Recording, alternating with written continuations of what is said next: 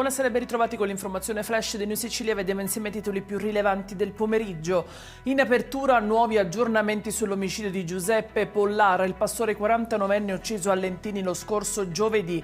Sarebbe Salvatore Tinnirello il presunto autore dell'agguato. Si tratta di un ex agente di polizia in pensione. Il movente sarebbe da ricondurre ad alcuni presunti sconfinamenti del gregge e della vittima nei terreni dell'omicida.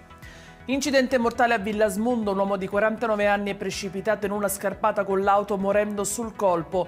Non si esclude l'ipotesi del gesto volontario. Stupro al Foro Italico, è finito nei guai anche Angelo Flores, già indagato dal momento che ha ripreso l'intera violenta scena. Il giovane malvivente si è beccato anche la condanna a 4 anni e 2 mesi per revenge porn. Smantellato la piazza di spaccio a Solarino, sequestrati oltre 10 kg di droga e arrestati 2 uomini, un 42enne siracusano e un 35enne catanese. In chiusura il meteo, possibili rovesci domani su tutta la Sicilia, fatta eccezione per Catania, Messina, Enna e Palermo, rischio moderato di incendi nel Messinese e nell'Agrigentino. Ed è tutto per questa edizione. Io vi ricordo come sempre che i dettagli su queste notizie li trovate sul nostro sito e sui nostri canali social. Grazie per averci seguito, buona serata e a domani.